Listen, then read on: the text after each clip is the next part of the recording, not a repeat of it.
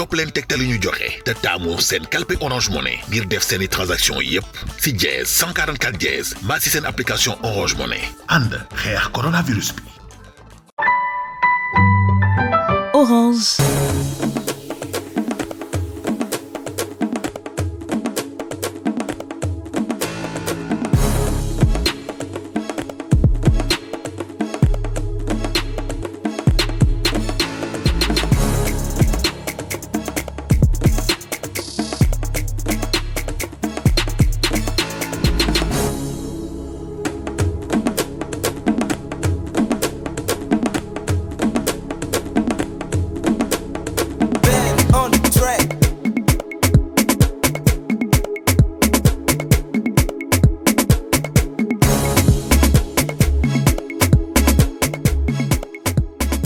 Bon, quand on est dans le plateau, l'idée est de retrouver Elzo Jamdong.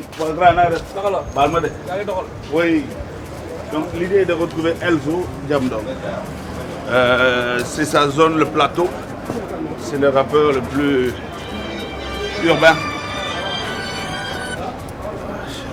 du monde. Assis, ça va.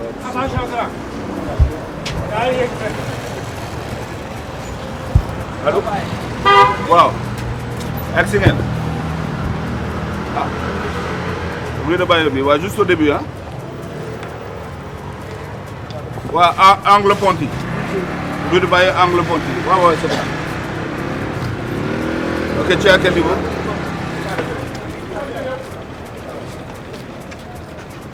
Ok, voilà, viens à pied vers moi. On se retrouve dans la rue. Ça marche. Ok. Donc, ok, c'est bon. Écoutez, on m'a dit que Elzo Jamdong devrait être dans ce sens.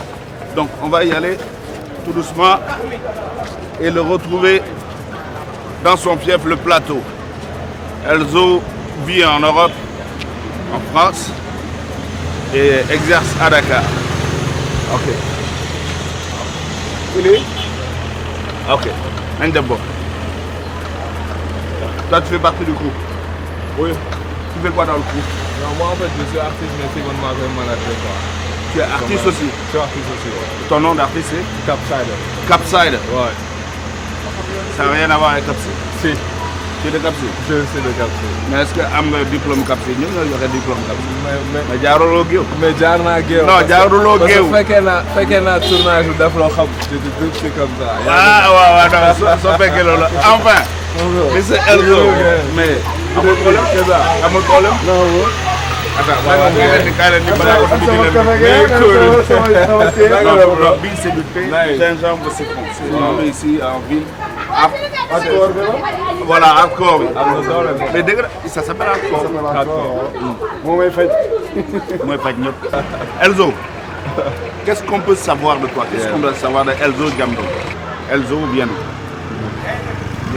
Déjà, merci de l'invitation. Comme traditionnellement, je viens de là où on est actuellement. Et c'est un honneur de faire que c'est mon fils d'ailleurs pour nous voir Chilolo. Donc voilà, je viens du plateau, puis la judo, puis la yaro, puis la maguette. With it, yeah. Nahman and with it, yeah. You're not listening to free music.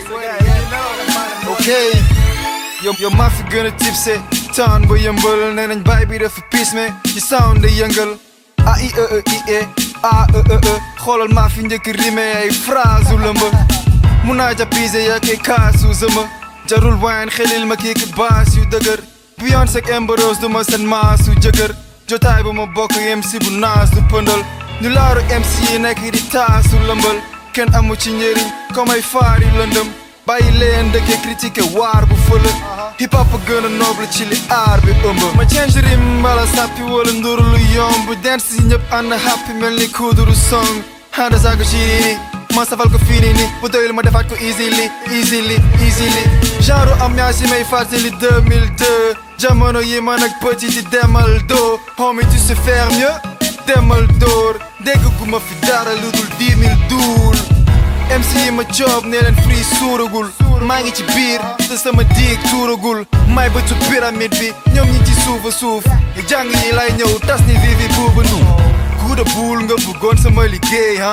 sal gay ñun nga bëggoon liggéey gént ma génn game bi nga nekk pay foole naa leen Souleymane Ndéné Guèye kenn jëndatul seen dóob comme brak ndax jamono bëggatu ànd feftu ngeen bloqué man dañ tàmm sama flow comme crack ku toog soom jamul sama son rek craqué tàng bay lakke léegi ngay doog a recognize ku la laaj nu bi job mel ne ko nice dee ko fay jamono dina dox ku la bëgg jox waxu dof jàppe wala melo may te ki la gën a job lay fay ki la gën a ilag ñi la gën a bokk dañ ko bay nigga kon my boy nañ ko bañ nay boy baskan yi accepté nañu excess ñu nangu nekk bitu man nono balaskaar yi ak sédé ci ay high space with a nice text fees léegi my chef fii bu may mic check yi signal ma ay chèque boy teg sex money yéen tëg foog ne impress yu baax yi léegi money leen gëm na yéen mekk yi bay kàcc jàmm dong la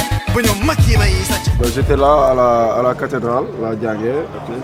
Je suis un pur produit de la cathédrale. Bon, CI, 3e. Après, j'ai fait Notre-Dame. J'ai fait une année au Maris en terminale. Après, moi, en bac, Madame Kao. On continue Diangué. Donc, c'est vraiment un cursus plateau, quoi. À part les Maris, c'est vraiment tout plateau, ouais, plateau. Tout plat. Oui, école, oui, famille, oui, déménagement. J'ai ci kaw Sandial la judo toxu ci suuf rue Fleuriste côté Sandaga quoi fi ñuy wax jamono quand j'avais peut-être 12 ans donc fréquenté naa koñu plateau yëpp waaw et c'est vrai qu'on n'a pas eu beaucoup de gros rappeurs du plateau et là brusquement tu viens incarner le plateau.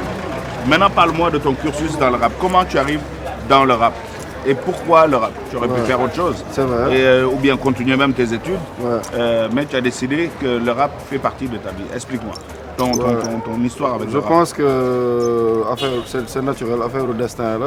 Bi may màgg dama mës a bëgg rap en fait dès que j'ai sama benn grand frère sax moom il faisait partie d'un groupe de reggae. Il s'appelait les Soweto Boys, peut-être yow war nga leen xam yàgg na. Et après il était dans Ara, non? Voilà, après ils sont devenus Ara, le groupe. Moi ça après mujjul dem Ara, mais c'est effectivement le groupe Soweto Boys est devenu le groupe Ara.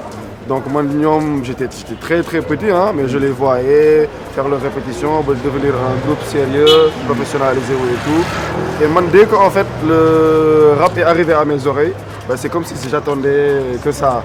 C'est comme si voilà, un truc, franchement c'était ça. Je me suis dit mais lan moo tax ma yéexale. Dégg bro. Je me suis dit lan moo tax. En fait lii laa doon xaar quoi. Et j'ai vu la ressemblance avec sama base reggae bi ma amoon parce que maa ngi ci doon màgg. Et dès que le rap est venu, c'était comme si voilà man lii mooy sama affaire. J'ai commencé à même mieux parcuriser les paroles de rap. Voilà, plus que les paroles de reggae. Je sais pas pourquoi. Même si déggumoon anglais, mais je veux dire di jaaraat ci ay wacce génne kii ay anglais yu baaxul ci rap moo ma gënoon yomb def ko ci kaw reggae bi tu vois. Et dès que j'ai compris naka la ñuy lan mooy rime, que ok rime c'est des trucs, des sonorités yu à la fin de phrase yu nduro. J'ai commencé à écrire, j'étais en classe de peut-être 4e. C'est mes premières rimes en français.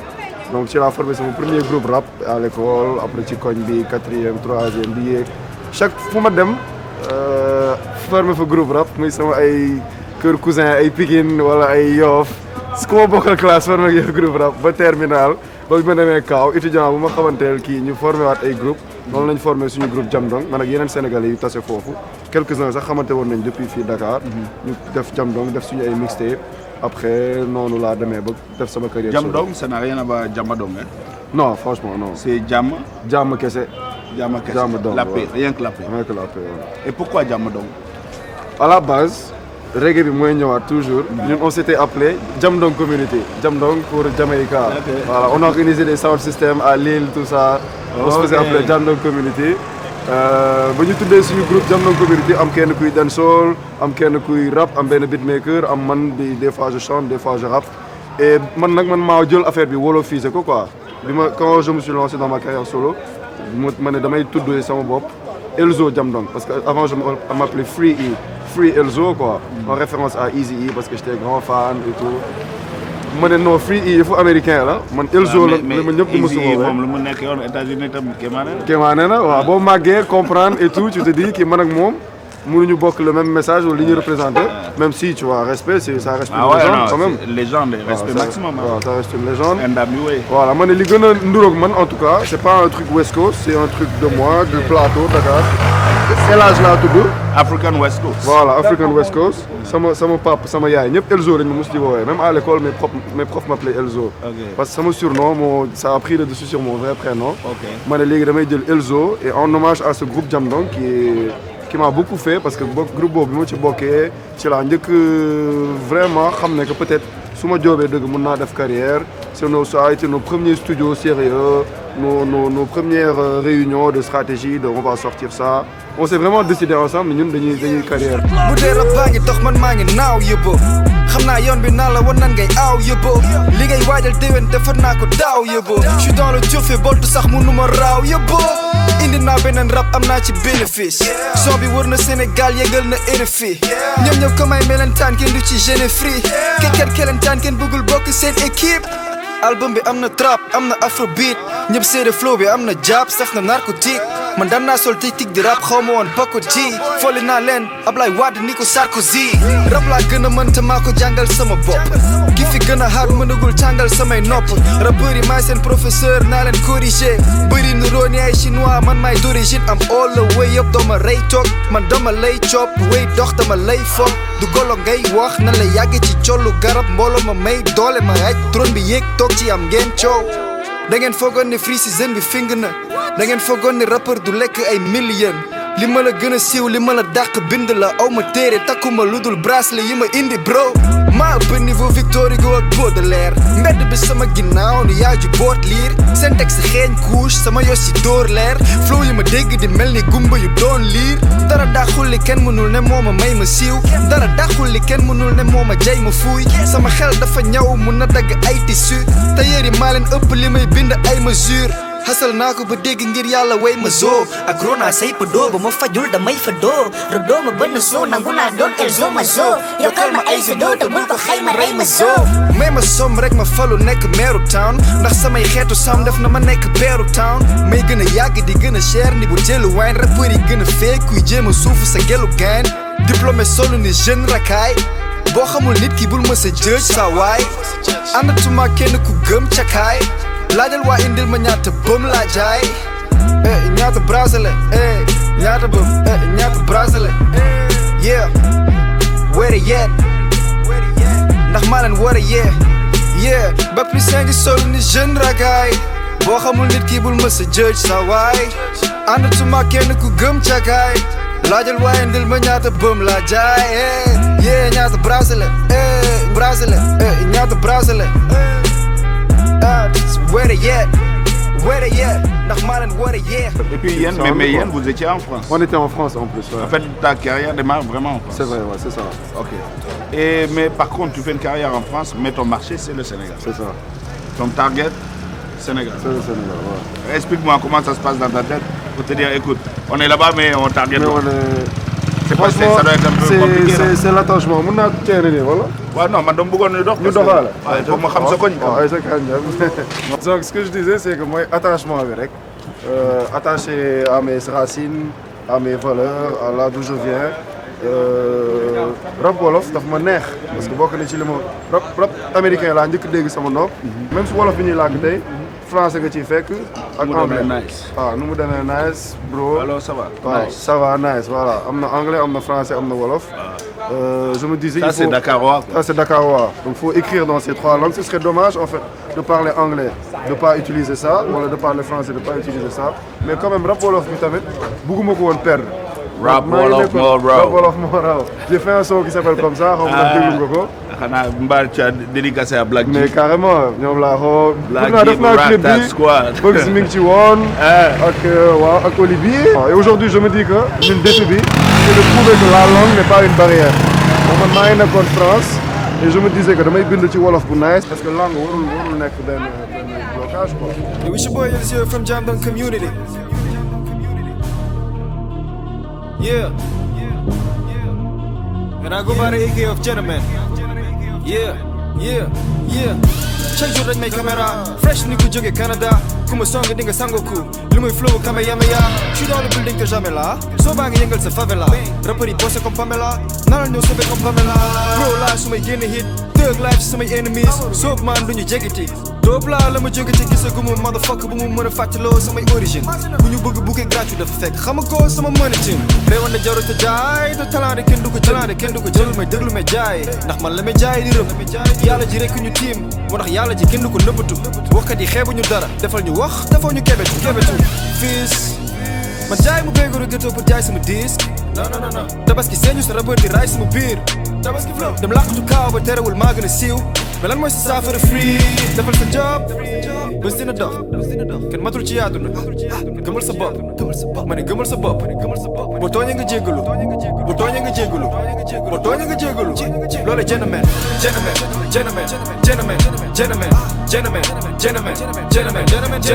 xam naa luy parcours gentleman sa benn pexe mënuñu gentleman boo yaa ngi pelal ñu ceene rek kenn gënuñu nekk gentleman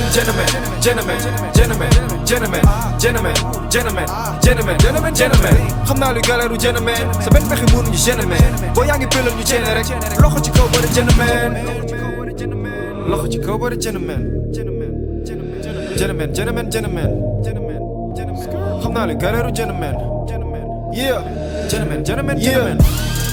yeah li ma def lu bees sama définition sama ñaanu mère sama bénédiction yaa ñaaral ma def leen lu xees moo gën ngeen ne fi di coow wallaahi da ngeen a yem nit ñi moos ama gentleman amul benn man bu may cëqaleeg sama bopp artiste bu mel ni man dootoo ko dégg fenn sama rak dootoo ko dégg fenn yow mi doon jéem a mel ni sama clone dootoo ko defati doom léegi génn leen sama domaine xoolal kenn du la génne ci sa merde loo fi sombi di nga ko naan amul desal amul gedd flow bi amul mel ni catholique bu signé takk ñaareel indil gars yi daanu rap li mooy rap bi leen di daanal indi lu bees concert yi fees aki moo yam bàyyi la rees rest in peace papa gaynde nga yaa ma naan jox lu ma lekk ku fi ne li may def neexu la rek da ngay wax lu la neex defal sa job bés dina dox kenn matul ci àdduna gëmal sa bopp ma ne gëmal sa bopp boo tooñee nga jéggalu boo tooñee nga jéggalu boo tooñee nga jéggalu loolu gentleman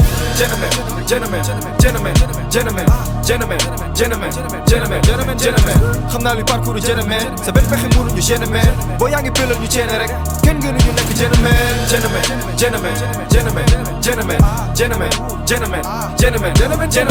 xam naa luy galeeru gentleman sa benn pexe mënuñu gentleman boo yaa ngi pelal ñu ceene rek loxo ci kaw bari gentleman loxo ci kaw bari gentleman donc voilà c'est ça loolu moo tax ma nekkoon foofu xam ne sama marché fii la et puis ça s'est fait naturellement franchement j'ai fait une mixtape sànni ko je m'attendais pas à ce que mu am moment boobu impact boobu honnêtement bi mu amee impact boobu nag ci laa décidé ne je vais me lancer parce que waa ji moo jaar encore kii moo la jox encore mais gayen kii ñamaguma ko sam nag bro nga naa moom nice am nga encore pour moom waaw ñu si kaw nice defal ko benn dóoral ko benn dóoral ma benn boog gars yi dañ ma waaxu tey bro naka moom nice et donc le temps qu'il finisse ça bi mu amee impact boobu je m'y attendais pas vraiment man je sais que lii laa ñu sa bëgg def j'osais pas me lancer il fallait que ma am lu may prouver ne j'ai ma place en fait dans le game ou quelque chose comme ça donc là je vais me lancer plutôt que di dem ci joobi leneen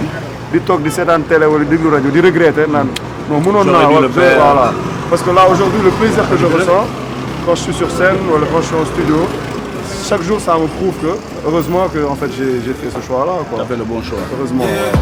kenn waruma bëgg man ci sama bopp xawma lu ma bëgg man xawma lu ma bëgg kenn waruma bëgg bi ñu njëkk daje boobu waxuma la dëgg kenn waruma jege ku ma xam ni nga ceene fi nga ceene man kenn waruma jege soroon sama xarit sama bopp laa lay njëkk tere bul ma sa gëm samay texto bul ma sa nangu ñuy wéetoo man duma fay damay la daw ndax damay play Nintendo bul ma sa gëm samay texto bul ma sa nangu ñuy wéetoo duma la jox li ngay wër bul ma wóolu ndax waxuma lu dul ay léeboon man saay la maa gën a yées Al-Qaïda saay la moytuma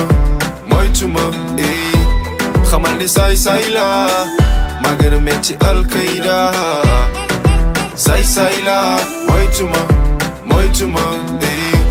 yow bu ma wax loo soo ma tijji la sa nopp naa la def loo di nga dof du ma ko tey su may nopp loo soo ma tijji la sa bopp di nga off doo damay daw soo may one love ndax bëgguma ku ma bëgg di ma toppatoo ey bul es you get no love soo may xaar onshore maa ngi offshore ey bul ma sa gëm samay texto bul ma sa nangu ñuy wéetoo man duma fay damay la daw ndax damay play Nintendo bul ma sa gëm samay texto bul ma sa nangu ñu wéetoo duma la jox li ngay wër bul ma wóolu ndax waxuma lu dul ay léeboon man saay la maa gën a yées Al-Qaïda saay la moytuma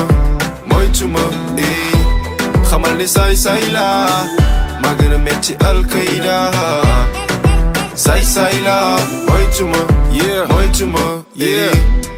neex lamiñ Batman xol bi dañ ci waroon kole stop sign ñaata laa fi diggoon dexu ba neex ci géeju rangooñ di lañ mujjee lap gaay dama lëj dama jubari shori naa la tëj si say souvenir au début da ngay bég foog ne duma nit tey boo sañoon dooma frek dooma musa miin yàgg naa di wax ci góor yi fawee xolu gel tene wuma kon mënuma téy rôlu frère scienceal képp ku tas yaakaar tegu yoonu jeel du dégg ci kenn ne la dundal boo ci tolluwee du dégg ci kenn ne la du dégg ci kenn du dégg ci kenn tolluwee du dégg ci kenn ne la dundal boo tolluwee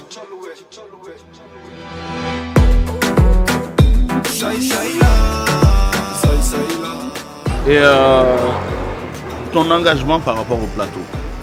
Je vois que tout ce que tu fais, c'est par rapport au plateau. Explique-moi l'engagement que tu as par rapport à ce quartier qui t'a vu naître. Explique-moi.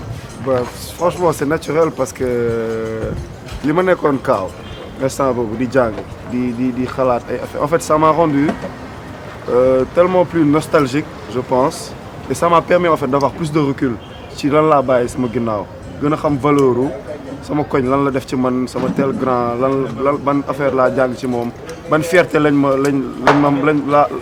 ban fierté la ma koñ bi jox quoi en fait ak surtout même bagage bi ma am ci rap bi ci hip hop bi ak yooyu sa koñ nga koy amee je pense que loolu ça a beaucoup joué et je dis heureusement que ça s'est passé comme ça parce que ça m'a permis de mieux mesurer la valeur de fan laa jógee ak ñan ñoo ma yar ak ñan laa bàyyi ginnaaw quoi ça m'a plus donné envie de représenter en fait. Et là tu fais un genre de give back. Yeah. En faisant genre le Topla Show.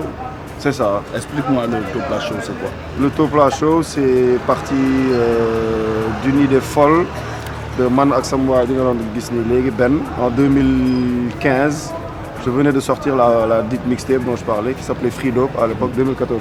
Avec man. Avec man. Ah kii ko testé ko. Testé ko. Xam nga. Oto nag day yëg. léegi moom day instant bi moom day baax ci moom. Et vu que man fi ñu nekk nii institut français qui était avant le centre culturel français. ay xam nga théâtre national Sorano ay PCS Molde ci sama première mixtape bi je parlais de man en fait espace culturel yooyu noonu yëpp ça m'a permis de vivre mon hip-hop à ma manière quoi en tant qu'un boy de Dakar Plateau. Et dama namoon loolu. Et c'était en train de se perdre à cette époque-là. Sorano amatul woon événement. On a ñëpp nangu nañ ne que y a moins de soirées hip-hop, y a moins d'événements par rapport ak époque boobu noonu ma doon nettali. Man ñëw naa yéen di leen seetaan si est-ce que nekku moon ki gën a tuuti ci salle bi foofu Sorano tu vois. am na benn son moo koy wax anniversaire PBS affaire yooyu bàyyi su lay yéeg ci. loolu yaa ngi ne ci baaf lii. affaire yooyu noonu yëpp man c'était un rêve ay passif foofu laa la njëkk seetaanee man voilà personnellement c'est man mu yëg ci salle bu foofu jouer fa ça voulait tout dire pour moi donc j'avais vraiment pas le buzz j'avais pas l'organisation j'avais rien j'avais juste rek man def naa lu nice nit ñi apprécier nañ ko dama war a woote réaliser un de tes rêves quoi. voilà nañ xaar ma jéem leen kiiwal Sorano ñoo on est parti comme ça on savait pour ñun salle bi sax tëjoon na ma ñëw gis na que les sièges c'est nice. La scène est praticable mais lépp ma ne pourquoi pas kon boobu ba léegi temps yi gars yi bàyyi salle bi. Qu'est-ce qui s'est passé? Je me suis rendu compte qu'en fait man sama génération xamatuñu woon salle bi en fait ñi nga xamante ne amuñu woon chance bi ñu nekkee xale dem fa benn moment dafa tëj après moment par exemple Canabasse bu mu nekkee ci diggu bësam il jouait souvent à Magic Land il faisait le tour du Sénégal je crois que lui moom il aurait pu le faire donc mënoon na permettre gars yi ñu xam ko man ma ne non kon fii laay indiwaat et je crois que j'ai redonné même vie à la salle parce que bi ma fa joué 2015 après Dip a enchaîné après d'autres voilà après les Galsen Hip Hop Awards sont organisés là-bas donc noonu la Top La Show commencé ma def ko 2015 2016 2017 2018 je voulais prendre le Grand Théâtre la salle a été prise mais def Canal Olympia c'était 2 fois plus grand et bah cette année on s'est dit dañ koy gën a màggal ñu tuddee ko Top La Festival. Explique-moi. Sur 3 dates. 3 dates, un festival. Ouais. Et c'est quoi l'esprit du festival? Quels sont le profil des invités pour vous? Ouais, en fait parce que Top La Show bi man dama doon def tout comme théâtre laa ko njëkk defee dès la première année j'ai fait beaucoup d'efforts pour que spectacle bi vivant quoi. J'ai ramené une chorale sur la scène, j'ai invité les joueurs de Asiko du plateau xam nga chaque année mooy ñoom dañuy ñëwaat ba pare ma ciy dolli ñeneen ay benn peintre buy def ay live painting et cetera mais ñooñu noonu ñëpp après ils font partie intégrante maintenant du Top La Show. Je ne peux plus le faire sans les inviter mais ñoom ñëpp tamit su ma leen bëggee boole ci sama set day compliqué. On s'est dit bon dinañ continuer ñoom am seen vitrine mais instant il va falloir élargir l'événement.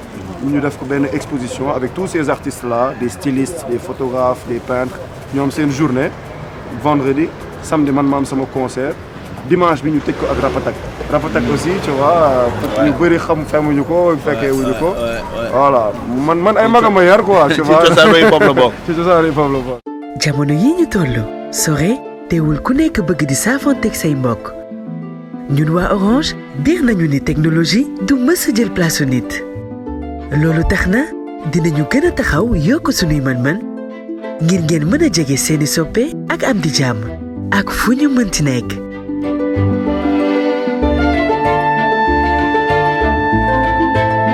Orange mooy boole xol yi.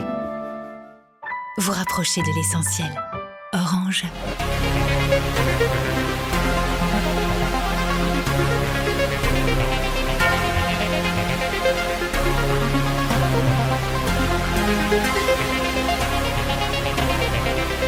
maay sunu caatu kër sama xol mënul bañ a yaatu mbër génn ci mbedd bi jël maay waxal ñi ndax bu nu mu woon nekk sunu baatu kër bul xeeb sama géy lii flow bi tax nga foog ne poésie ngay liir nga may jaay grand yar sikkim bi béy nii may paa ci game bi yow ngay liir maay sunu caatu kër sama xol mënul bañ a yaatu mbër génn ci mbedd bi jël maay waxal ñi ndax bu nu mu woon nekk sunu baatu kër son bi laa taamu dama jooy ci moom flow bi joxe daal tëdd doy ci bopp moom laa bëgg takkal naa ko bàgg moom may béggal pak bi gi ñi ngi xool warul nooy ci yoon free flow bi nice na yaa ngi liggéey rek ma roy ci moom free ma vidéo bi nice na yaa ngi liggéey rek ma roy ci moom free no joy nice na yaa ngi liggéey rek ma roy ci moom free no bro bu nice na yaa ngi liggéey rek ma roy ci moom yegg si naa seen yaakaar laa taas ñi si nangu dëgg nangu dagar laa taas lax di naan boo mandee feeñ jàpp ngeen inoo benn bandee feeñ léegi ñooy dawal suñu biis ci tali bi boo xamul lu bëri bul wut alibi toog naa quantité yekk naa qualité bu ngeen fekkewul woon sax ma may leen parité maay suñu caatu kër sama xol mënul bañ a yaatu mbër génn ci mbedd bi jël maay waxal nit ñi ndax mënu mu woon nekk suñu baatu kër paa bi ak mère dama jooy ci ñoom ñi ma gën a jege ñoomay dolli joom yàlla yàlla diggante yi gën a dëgër bu mu dagg nañ ko fas ndaxte warul nooy ci yoon free flow bi nice na yaa ngi liggéey rek ma roy ci moom free ma vidéo bi nice na yaa ngi liggéey rek ma roy ci moom free no joy nice na yaa ngi liggéey rek ma roy ci moom free no bro bu nice na yaa ngi liggéey rek ma roy ci moom roy ci moom roy ci moom yaa ngi liggéey rek ma roy ci moom roy ci moom roy ci moom baa ngi liggéey rek ma roy ci moom free flow bu nice na yaa ngi liggéey rek ma roy ci moom free no bro bu nice na yaa ngi liggéey rek ma roy ci moom dama ex lakk lépp bépp vampire décédé melomaan yaa ngi soo ko xam ne dañ la doon nax ndekete they can't defeat me cause I'm not fair Door naa waat kon gañe naa guerre sama gaynde paa dafa ñafe sama mère dafa wane ngor lu muy jafe-jafe ñu ne dañu war a fay bor daadi ak mère dañu waat pour ma sol joo moo tax seen doom maa ngi nekk fla soldier yow maay suñu caatu kër sama xol mënul woon bañ a yaatu mbër ma génn ci mbedd bi jël maay waxal nit ñi ndax mënu ma woon nekk suñu baatu kër paa bi ak mère bi dañ joobi lool yàlla sama doom mën a roy ci lool yàlla diggante yi gën a dëgër bu mu dagg nañ ko fas ndaxte warul nooy ci yoon free flow bi nice na yaa ngi liggéey rek ma roy ci moom free vidéo bi nice na yaa ngi liggéey rek ma roy ci moom free no jooy nice na yaa ngi liggéey rek ma roy ci moom free no bro bu nice na nag yaa ngi liggéey rek ma roy ci moom roy ci moom roy ci moom yaa ngi liggéey rek ma roy ci moom roy ci moom roy ci moom baa ngi liggéey rek ma roy ci moom free flow bu nice na yaa ngi liggéey rek ma roy ci moom free no bro bu nice na nag yaa ngi liggéey rek ma roy ci moom yaa ngi liggéey rek ma roy ci moom yaa ngi liggéey rek ma roy ci moom yaa ngi liggéey rek ma roy ci moom yaa ngi liggéey rek ma roy ci moom. Là, tu as fait un album en 2016, c'est ça? Ouais. Tu l'as appelé Freedom? Freedom. Freedom. Freedom, ouais. Explique-moi. On va continuer. Bro, le diable. Regarde. Freedom, moi le Free Kingdom, le royaume de Free. Ok. M'a contracté quoi en un mot. Moi j'aime bien ça, I Melomine, tout le temps je crée des trucs comme ça. Un néologisme. Voilà, tu vois. Et ça veut dire pour moi, eh non, oh nice. Ça veut dire en fait Kounek, tu es le roi de ta. Si tu es libre, en fait, tu es ton propre roi. Tant que tu respectes la liberté des autres, c'est liberté qui commencer. La liberté où il arrêté. Ça voulait dire que man, Kounek, si tu as ce prix, tu as ce freedom, tu vas être ton propre roi. Pour moi, c'est ma protection de la liberté. Donc c'est ça que j'explique dans l'album. C'est un album qui était très genre roots africain, très Malcolm X, Martin Luther King, Sankara, etc. Pourquoi référencier? C'est des références révolutionnaires. C'est des références révolutionnaires. Il y a joué Dara parce que tu vois, tu as toujours porté ça. On t'a toujours suivi. Donc, qui est beaucoup intéressé où? Ci hip-hop, voilà, ci culture urbaine. Je pense que le Dieu Afrique, nous ne pouvons pas être un modèle. Parce que nous, c'est des freedom fighters. Et bon, j'ai poché ton album B. J'ai fait une référence à la photo de Houi là, avec le fusil et le.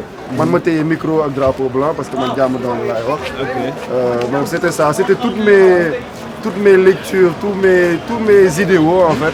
Regroupés, voilà. Le premier album, ça me tenait à cœur. Une façon de définir qui tu es et ta vision. Quoi. Exactement. Pour moi, c'est un album qui me définit très bien. Parce que beaucoup de directions, je chante rap, anglais, français, wolof. Voilà, j'ai essayé de regrouper toutes mes couleurs. Quoi. Wolof Diallo. Mazina, we proud.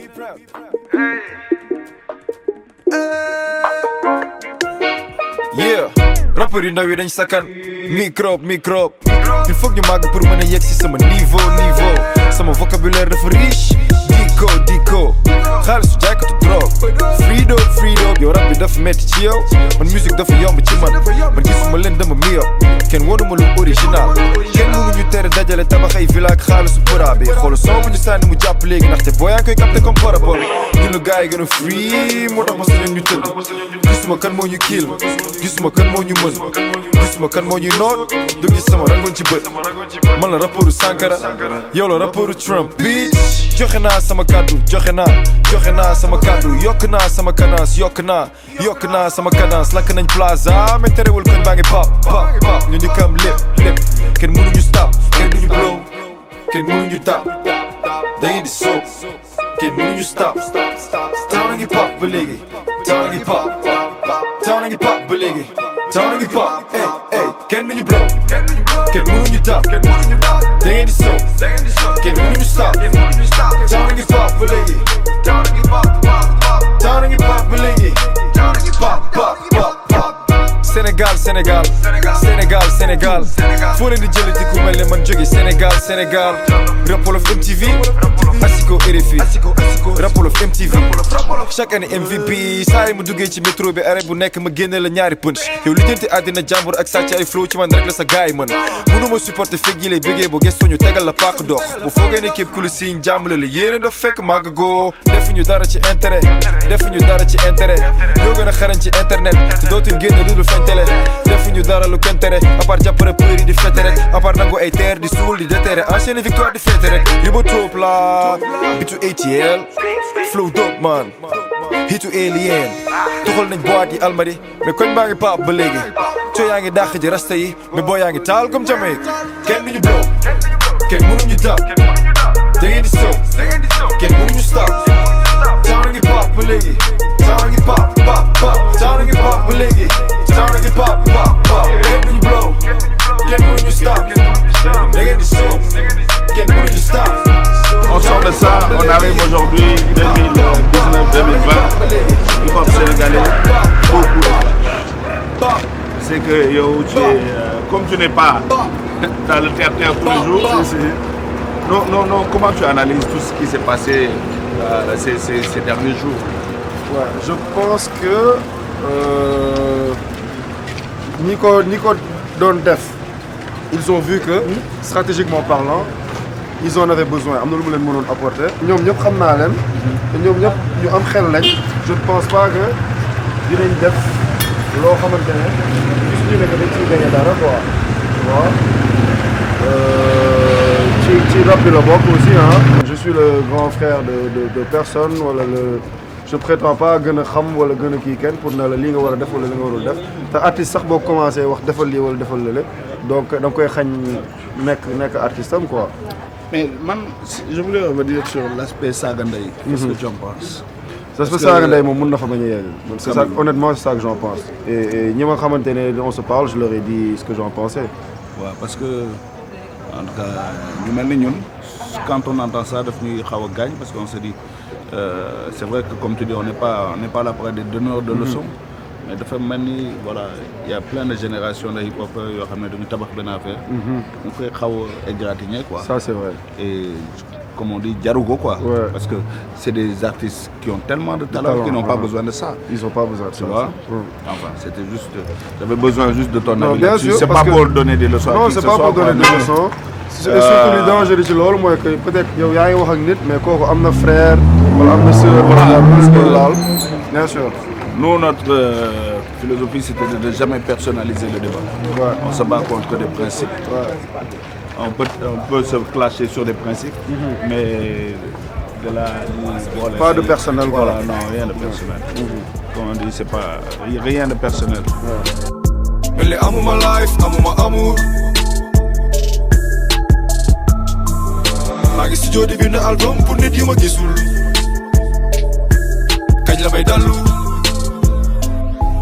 Yeah, job naa bëgg siiw léegi siiw naa bëgg làqatu musuma bëgg feeñ pour réussir mais am toro siiw léegi amatul jaratul may gën a yéeg niveau Chester doo ko soxla raar overdose Amy Winehouse léegi jaaxalootuma ndax doyal naa est-ce que su ma démissionné wul woon sama ex job du ma tane fii bëggoon boole fit famille ak showbiz mais kenn mënul amandoo ñaari vie ak jàmm dong bi may woote fu nekk est-ce que maa ngi dund lu pacifique maa ngi doog a ràññee ndeke succès bëri na piège bëri na artifice gagné naa ay cachet signé naa ay cachet yokk naa ay ami ñàkk naa ay xarit dëgg yàlla may ma ay mbokk man ma tànn ay fans dëkkee daw ginnaaw ndam mbaa duma nit ku gàtt ay fan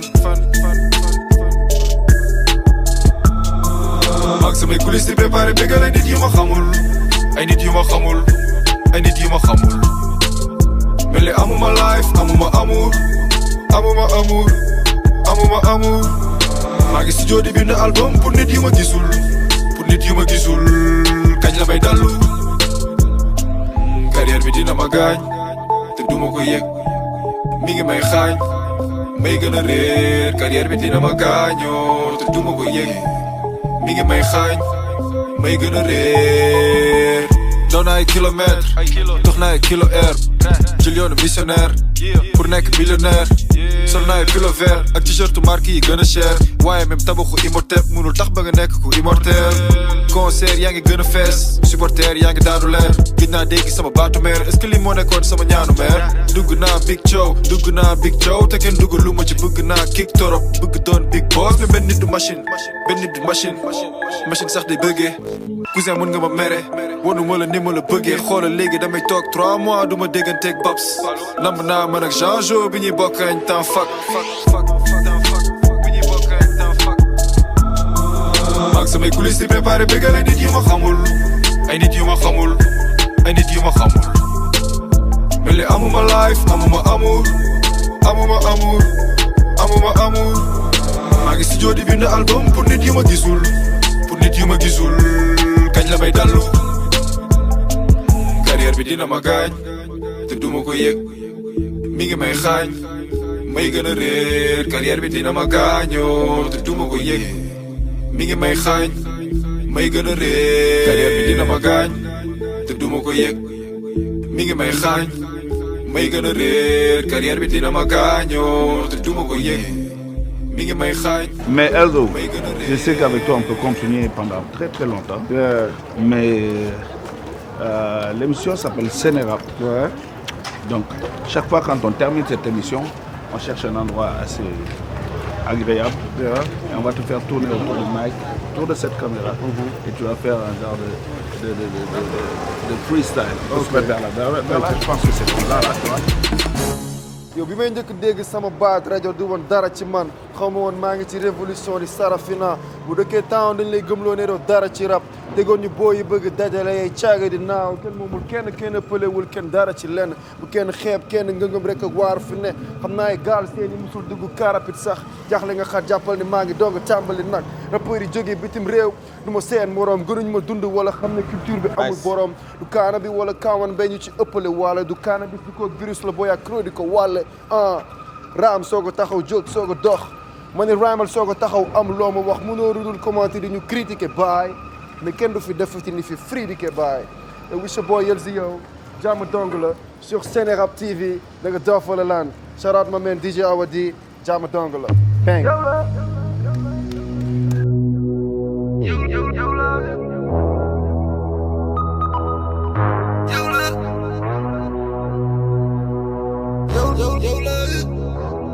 yeah sama xol fees na tax nga may pooj naa la defal loo gisul ci benn góor say coono jeex na may ki lay sóor waaw góor duma bokk ci góor yi lay dóor gis naa si say bët xaar nga ba sooy gisuloo ko séer ya tax na ngay jooy say ragoñ fer na may ki lay yor ñoom ay xolu xeer lañ yor man may or won nga ma fula ak jom won nga ma jub ak ngor suba ak ngoon dinaa juboo ak yow yaa ma tax a bëgg jur ay doom bu soobee yàlla di nga sut sa ay noon juyoo ak ñoom ñu bëgg duloo ak yow di nga doon buur di nga suur am forme bu ñu la bëggoon loor bëgg nduroo ak yow yoo la bëgg naa la takkal bagg keneen ku la bëgg takk naa ko takkal ay boor dëgg jaral nga ma raak du ma doyal di la tagg ñi la ñee di ko coow yaa fi teg tànk yaay bom ku la guerre naa ko goon militaire laay doon bi nga dalee ci man la sa xel war a dal dinaa dem jàkk di nga dem mairie sol robe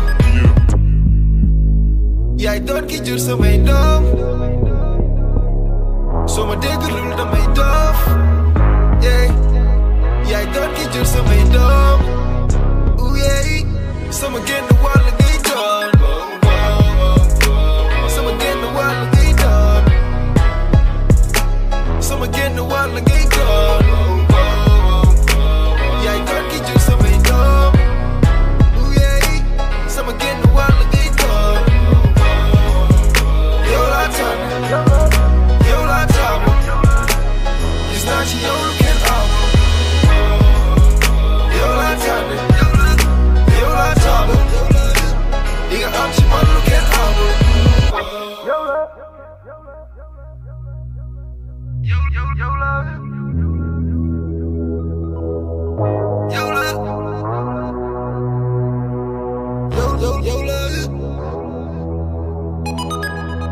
ceebu yàpp bi xeeñ na amatuma lu muy nëbb lépp feeñ na yàgg naa dajale ya coro waaye li ma mës a am ci jàngoro jigéen yëpp dañ na ñi la tooñ nañ ma naaw du waxu picc ay waxu bañ la dem ca kaay di taal sama moni du li ma gën a génn bala fi dafay fekk ma bañ la léegi tàkku saan jot yàggatul léegi tàkk say jot léegi samay gore daal di sàkku seen dot léegi payi jógi jàkk ji nga tàggu say mbokk musoo dem ba final ak man mus ko tukki waaye billaay di nga dem feneen ak man dikk nañ ma la nga fanaan ak man sama dexu ba neex di nga fanaan ak man teel a bis bi dàq sama life te laa doog ne kilifa bi ma yàgg bëgg doon sama mbokku papa yëpp béeg suñu sang dina law jaare ci ku rafet xool maa ngi fàttaliku bi ma doon gént di la xool di ci mën jàmm suñu borom yaa ngi yëg péex mi wane ñi ngi ci yoon ndax nee na sëy bokk na ci li mu gën a soob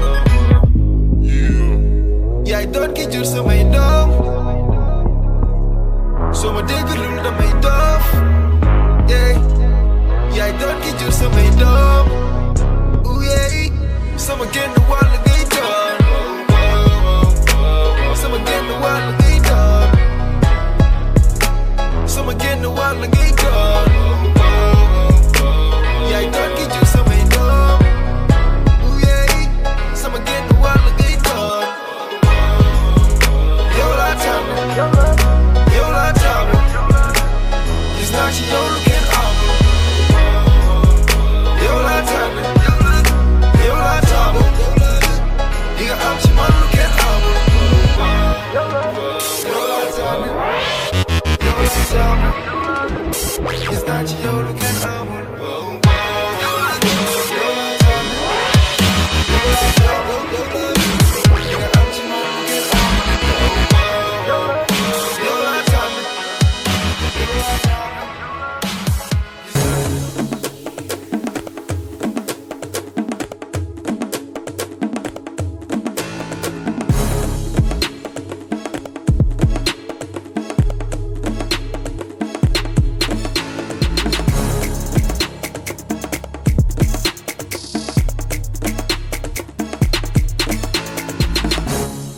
topp leen tegtal yi ñu joxe te taamu seen kalpe Orange Money ngir def seeni transaction yépp si dièse 144 dièse mbaa si seen application Orange Money ànd xeex coronavirus bi.